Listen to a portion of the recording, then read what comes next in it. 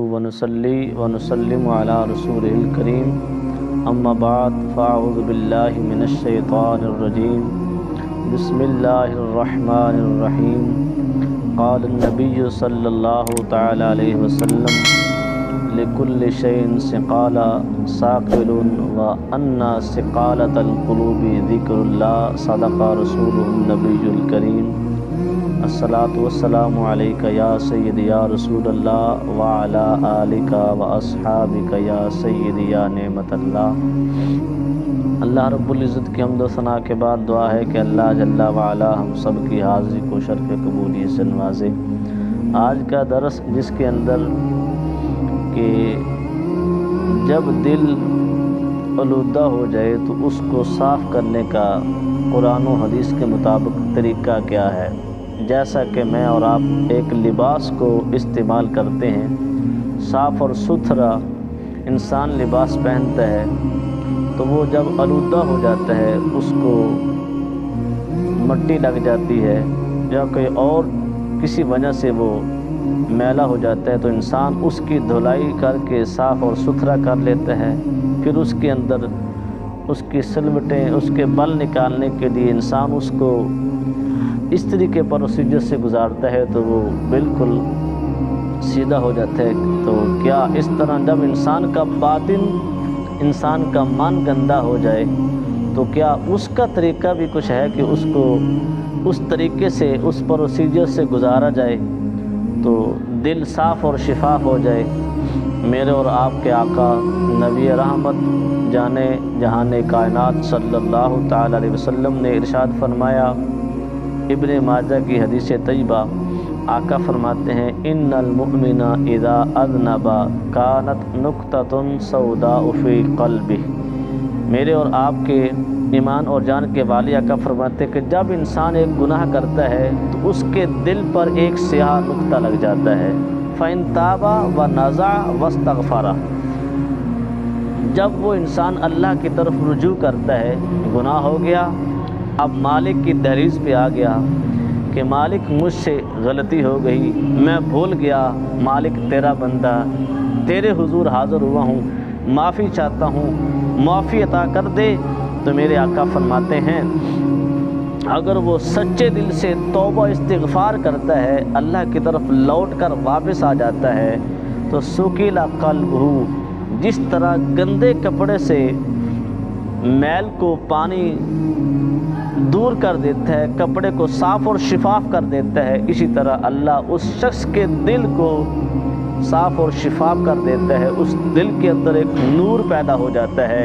وَإِن زَادَ زَادَتْ فَذَلِكَ الرَّأْرُ الَّذِي ذَكَرَهُ فِي كِتَابِهِ۔ آقا علیہ السلام نے ارشاد فرمایا اگر یہی انسان گناہ پر گناہ کرتا چلا جاتا ہے، اس کو مالک کی یاد نہیں آتی، اس کو اللہ کا خوف دل میں پیدا نہیں ہوتا، اپنے من کو گندا کر دیا، اپنے من کو خراب کر دیا، اسی طرح اپنی زندگی گزارتا چلا جاتا ہے تو فرمایا پھر وہ اس کے گناہ اتنے بڑھتے چلے جاتے ہیں کہ اس کا دل سارا سیاہ ہو جاتا ہے۔ یہ وہ زنگ ہے گناہوں کا جس کا ذکر میرے اور آپ کے مالک نے اپنی کتاب رحمت پہ فرمایا کلا بران علی قلوبہم ما کانوا یکسبون، کہ یہ وہ لوگ ہیں جن کے دلوں پر گناہوں کی وجہ سے، ان کے برے اعمال کی وجہ سے زنگ چڑھ جاتا ہے۔ اللہ اکبر، جب گناہوں کا زنگ دل پر آ جاتا ہے تو دل اللہ کی معرفت سے پھر وہ آشنا نہیں ہو سکتا، اس کے دل کے اندر اللہ کا ایک نور پیدا نہیں ہوتا۔ جب اندر نورانیت نہ ہو پھر اوپر سے جتنا مرضی انسان چمک کر پھرتا رہے، انسان اپنی بود و باش کو اچھا کر کے پھرتا رہے، اللہ کے ہاں تو اللہ کے ہاں قابل قبول وہ دل ہے جو ستھرا اور طیب طاہر ہو۔ میرے اور آپ کے آقا نبی رحمت صلی اللہ علیہ وسلم نے ارشاد فرمایا لِكُلِّ شَيْءٍ سِقَالًا سَاقِلٌ وَأَنَّ سِقَالَةَ الْقُلُوبِ ذِكْرُ اللَّهِ وَأَنَّ سِقَالَةَ الْقُلُوبِ ذِكْرُ اللَّهِ۔ جب دل کے اندر ایک میل پیدا ہو جائے، باطن بد ہو جائے، اب دل گناہ کر کے سیاہ ہو چکا ہے، اس کو خوبصورت کرنے کے لیے جیسا کہ ہم ایک لوہے کو زنگ لگ جاتا ہے، اس کا زنگ اتارنے کے لیے ہم ریگ مال استعمال کرتے ہیں، اس کا زنگ اتر جاتا ہے، پھر اوپر سے پالش کی جاتی ہے تاکہ اس کا ایک نکھار پیدا ہو جائے، اس کے اندر ایک حسن آ جائے۔ تو جب دل کے اندر ایک گناہوں کا زنگ لگتا ہے، میرے اور آپ کے نبی رحمت نے فرمایا کہ اس کی بہترین آقا نے چیز عطا فرمائی کہ وہ اللہ کی یاد میں ہمیشہ اپنے آپ کو لگا لے، ذکر اللہ میں ہمیشہ مشغول ہو جائے۔ جب جس طرح وہ اللہ کا ذکر ہمیشہ مسلسل کرتا رہے گا، اس کے دلوں کا زنگ اللہ تعالیٰ اتار کر اس کے دل کو صاف اور شفاف کر دے گا، اس کا من اجلا ہو جائے گا۔ جب من اجلا ہوتا ہے تو پھر کیا ہوتا ہے، اللہ کی معرفت کا نور انسان کے دل میں پیدا ہوتا ہے۔ جب معرفت کا نور دل میں آتا ہے تو پھر انسان بیٹھا کہاں ہوتا ہے اور کہاں کی خبر رکھتا ہے۔ اللہ اکبر۔ حضرت ابراہیم خلیل اللہ علیہ السلام جلیل القدر نبی ہیں۔ اللہ اکبر۔ مالک نے وحی فرمائی کہ میرے پیارے خلیل اپنے دلوں کو دھویا کرو۔ عرض کی پیارے اللہ، پیارے مالک، یہاں تو پانی پہنچتا نہیں ہے، اس کو دھویا کیسے جائے؟ تو اللہ نے فرمایا میرے پیارے ابراہیم، یہاں زہری پانی تو پہنچتا نہیں ہے، مگر اس کے دھونے کا ایک طریقہ ہے، جو پانی یہاں دل پر پہنچ کر اس کے زنگ کو اتار دیتا ہے، وہ کیا ہے؟ فرمایا کہ پیارے خلیل، جب انسان اپنے مالک کے خوف سے آنسو بہاتا ہے تو یہ آنسو دل کی تختی کو صاف اور شفاف کر دیتے ہیں۔ اللہ اکبر۔ تو اللہ کے خوف میں آنسو کو بہانا یہ کوئی معمولی بات نہیں ہے، اللہ کا بہت خاص فضل اور کرم ہے۔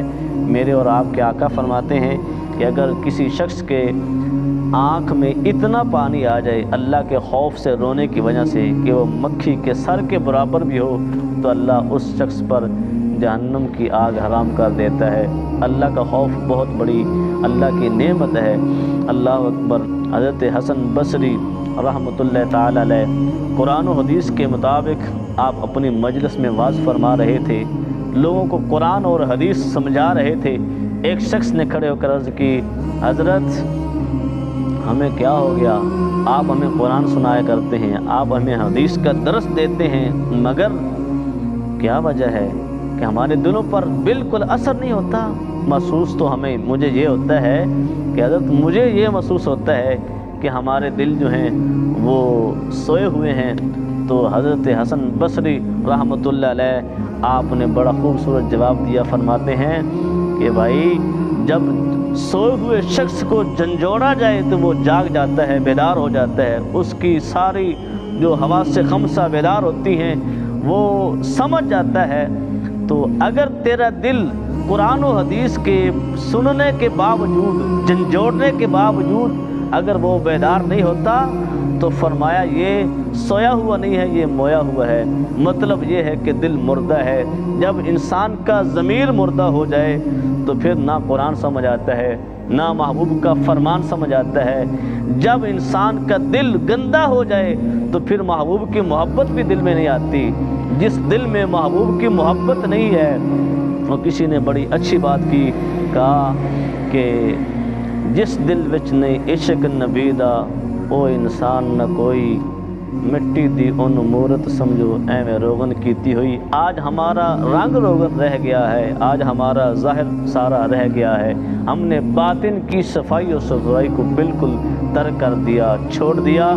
جس طرح آج مشہور زمانے کے اندر لوگ اپنے مکانات، اپنے بلڈنگ، اپنے کوٹھیاں بنانے میں لگے ہوئے ہیں، وہ کیا کرتے ہیں، پیچھے والا حصہ جیسا بھی ہو اس کے اندر حسن ہو یا نہ ہو، جو فرنٹ ہوتا ہے، جو لوگوں کو دکھائی دیتا ہے، اس کے اندر تزئین کی جاتی ہے، اس کے اندر نقش و نگار کیا جاتا ہے، اس کے اندر خوبصورت ٹائل اور پتھر لگائے جاتے ہیں۔ وجہ کیا ہے کہ اس کا ظاہر جو ہے وہ لوگوں کو نظر آتا ہے۔ آج ہمارا بھی کچھ حال یہ ہے، ہم اپنے باطن کو سنوارنے کی بجائے ہم اپنے ظاہر کو سنوارتے ہیں۔ کیوں کہ ظاہر ہمارے لوگ دیکھتے ہیں، ملنے جلنے والے دیکھتے ہیں۔ کاش کہ ہم اپنے باطن کی صفائی کا भरपूर इंतज़ाम करें, अपने मन को उजला करें, तो हमें लोगों की कोई परवाह नहीं होगी, क्योंकि मालिक की जब निगाह पड़ती है वो मोमिन के दिल पर पड़ती है। कहते हैं ना, कल्बुल मोमिन अर्शुल्लाह, मोमिन का दिल तो है ही अल्लाह का अर्श। अल्लाह की तजल्ली मोमिन के दिल पर पड़ती है। मगर बात यह है, जब हमारे दिल के अंदर, बातिन के अंदर गिलाज़तें होगी, हमारे अंदर कुदूरतें होंगी, हमारे अंदर एक नफ़रत होगी, तो फिर अल्लाह की तजल्ली यहाँ नहीं पड़ेगी।